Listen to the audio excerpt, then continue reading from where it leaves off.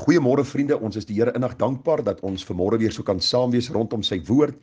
En ek dink vanmôre aan die woorde van Klagliedere 3 vers 22 en 23. En daar staan die barmhartighede van die Here het geen einde nie. Hulle is elke môre nuut. U trou is groot. En ek wil u vanmôre bemoedig hier aan die begin om vir u te sê dat ons kan weet dat die barmhartighede van die Here het geen einde nie. Hulle is elke môre nuut.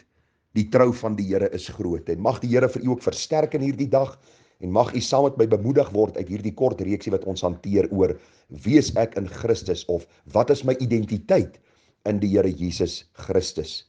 Nou ons het al reeds so 3 gedagtes hanteer.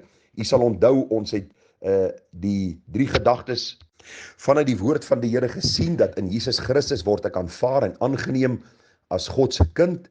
Ons het gekyk na die baie besondere gedagte dat ek word in Jesus Christus regverdig verklaar voor God en ons het ook gekyk na die gedagte van dat ek word 'n erfgenaam van God en 'n mede-erfgenaam van Christus. En hierdie wonderlike en kosbare waarhede het ons siel bemoedig toe ons daarna gekyk het. Nou vanmôre gaan ons aangaan met hierdie kort reeksie en in die 4de plek kyk ons na die gedagte in Jesus Christus word ek met 'n onberekenbare prys gekoop en nou verseël vir tyd en ewigheid.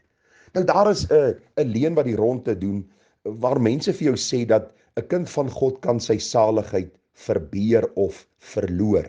So asof ons dit kon verkry en asof ons daarvoor kon werk. U sien, as ons kyk na die woord van die Here en ons kyk na die evangelie, die goeie nuus van God wat in Christus vir ons geopenbaar is, dan sien ons baie duidelik dat verlossingswerk iets is wat God begin en hy sal dit volëindig.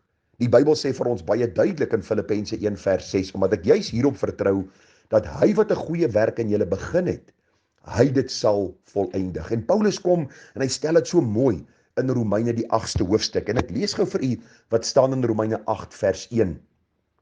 Hy sê daar is dan nou geen veroordeling vir die wat in Christus Jesus is nie, vir die wat nie na die vlees wandel nie, maar na die gees.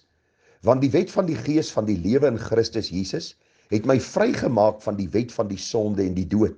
Vers 11, en as die gees van hom wat Jesus uit die dode opgewek het in julle woon, dan sal hy wat Christus uit die dode opgewek het, ook julle sterflike liggame lewend maak deur sy gees wat in julle woon. Want almal wat deur die gees van God gelei word, die is kinders van God, want julle het nie ontvang 'n gees van slawerny om weer te vrees nie, maar julle het ontvang die gees van aanneming tot kinders deur wie ons roep, Abba, Vader. Die Gees self getuig saam met ons gees dat ons kinders van God is. U sien, wanneer ons kyk na hierdie gedagte, dan besef ons net dat omdat die Here hierdie besondere werk in my siel begin het, hy ook dan hierdie werk sal volëindig. Dink mooi aan wat die skrif vir ons geleer het in hierdie gedeelte. Dat dieselfde krag waarmee God Christus uit die dode opgewek het, dis dieselfde krag wat in my gewerk het om my uit my geestelike dooie toestand lewend te maak. En hierdie was so 'n enkel groot wonderwerk, dat God ook sy siel daarop geplaas het, deur sy gees in my hart uit te stort, en vir my te kom leer dat niemand my ooit weer uit sy hand sal ruk nie. Is dit nie hoe besonder die Here vir ons ook kom leer in Efesiërs 4 vers 30, en bedroef nie die Heilige Gees van God, deur wie julle verseël is tot die dag van verlossing. Nou hierdie gedagte van verseël, vriende, was iets wat hierdie mense verstaan het. In die antieke tye, as 'n brief geskryf was, het hulle was gedrup op daardie brief en die koning het sy seelring daarop geplaas en wanneer die ontvanger hierdie brief kry, dan besef hulle dat daar nie met hierdie brief gepeter is nie, want die oorspronklike seël is daarop, die brief word oopgemaak en die inhoud word gelees. So sê die Bybel ook, in die Here Jesus Christus word ons dan erfgename van God, maar ook word ons verseël deur sy Heilige Gees, juis omdat God vir ons beloof het dat hy wat 'n goeie werk begin het, dit sal volëindig. Ek lees daar in Efesiërs die 1ste hoofstuk en hierdie woorde is vir my so besonder, veral as ons daar kom by die gedagte van vers 13. Nou praat die apostel Paulus met hierdie gemeente en hy sê vir hulle dat in Jesus het ons die verlossing deur sy bloed, die vergifnis van die misdade na die rykdom van sy genade, wat hy oorvloedig aan ons bewys het in alle wysheid en verstand, deurdat hy aan ons die verborgenheid van sy wil bekend gemaak het. En nou kom hy in vers 13 en hy sê, in wie julle ook, nadat julle die woord van die waarheid, die evangelie van julle redding gehoor het, in wie julle, nadat julle ook geglo het, verseël is met die Heilige Gees van die belofte, wat die onderpand is van ons erfdeel, om sy eiendom te verlos tot lof van sy heerlikheid. U sien, ons veilige aankoms in die hemel is dan ook iets wat God dan vir ons skenk om ons te bemoedig in hierdie tyd van stryd. Want u en ek beleef stryd. Ons beleef tye waar ons struikel en val, waar ons sondig. En die feit dat hy ons verseël het, is ook hierdie kosbare genade wat ons beleef, om weer op te staan en te weet, ek is op pad na die hemel, God se Gees woon in my, en omdat God se Gees in my woon, kan ek nooit verval van die genade nie, maar ek sal, al val ek, weer opstaan en met nuwe moed en met nuwe krag die pad saam met die Here stap. U onthou vanmôre se vers, die gedagte dat die barmhartighede van die Here het geen einde nie. Hulle is elke môre nuut, die trou is groot. Die groot prediker Dr. Warren Wiersbe het gesê dat Christian life is a life of new beginnings. Dis elke dag 'n dag waar ek opstaan en sê, Here, omdat ek verseël is deur u Gees en omdat u Gees in my woon en uitroep Abba Vader, daarom kan ek en sal ek deur u genade volhard tot ek u in u heerlikheid sal sien. 'n Kind van die Here kan nooit verval van die genade en van die verlossing wat Christus vir hulle skenk nie. Ons lees daar in die woord van die Here, Johannes 10 vers 27 tot 29. My skape luister na my stem en hulle ken my en hulle volg my. En ek gee hulle die ewige lewe. En hulle sal nooit verlore gaan tot in ewigheid nie. En niemand sal hulle uit my hand ruk nie. My Vader wat hulle aan my gegee het, is groter as almal en niemand kan hulle uit die hand van my Vader ruk nie. Vriende, watter groter bewys soek ons nie? Watter groter bewys kan ons in die woord kry as hierdie paar verse in Johannes 10 vers 27?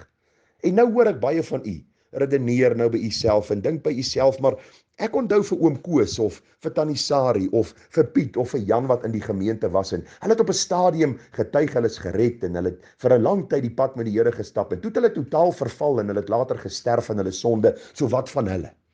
Nou ek wil vir u baie duidelik sê dat ervarings en wat mense doen nie so sê die Here is nie. Onthou, daar is baie mense wat 'n valse oorgawe kan maak en 'n valse voorgee lewe kan leef. Dink maar aan die man Judas. Tot selfs in die bofortrek het nie een van die ander disippels geweet dat hy die een was wat Jesus sou verraai het nie.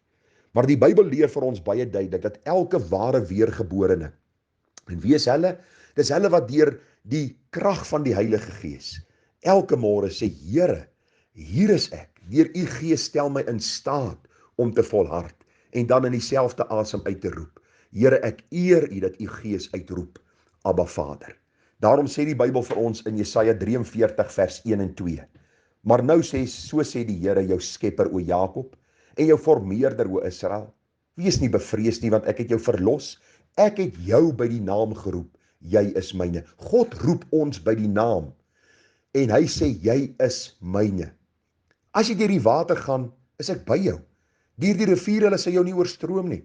En as jy deur die vuur gaan, sal dit jou nie skroei nie, en die vlam sal jou nie brand nie. Daarom kan ons die boek Openbaring met vrymoedigheid lees, want u sien, Openbaring leer vir ons dat God wat sy kinders verseël het, dat hy hulle ook veilig in sy heerlikheid sal aanbring. Daarom lees ons baie duidelik in die woord van die Here, dat hierdie goeie werk wat die Here begin het, dat hy dit sal voleindig. My gebed is dat u ook in hierdie môre hierdie groot waarheid sal raak sien, dat u deur die Gees van God versterk sal word na die innerlike mens, en dat u nie sal soek en deur ervarings en deur ander mense se gedagtes van struik gebring sal word nie, maar dat u sal vashou aan die onwankelbare, onfeilbare woord van die Here, wat vir ons die ewige belofte gee, dat hy sy Gees in ons harte uitgestort het. Sy Gees is die seël wat hy geplaas het op my lewe, en dat hy my veilig in sy heerlikheid sal aanbring. Mag die Here u versterk daardeur en mag u sien dat u in Christus dan hierdie verlossing ontvang het en verseël is vir tyd en ewigheid, en dat u die Here sal sien soos hy is. Mag die Here u bemoedig daardeur en versterk deur die geloof, en mag hy vir u bekragtig om te volhard tot u hom sal sien in sy heerlikheid. Baie mooi en 'n geseënde dag. Ons bid vir mekaar, ons dra mekaar se laste en vervul so die wet van Christus. Mooi dagie verder. Tada.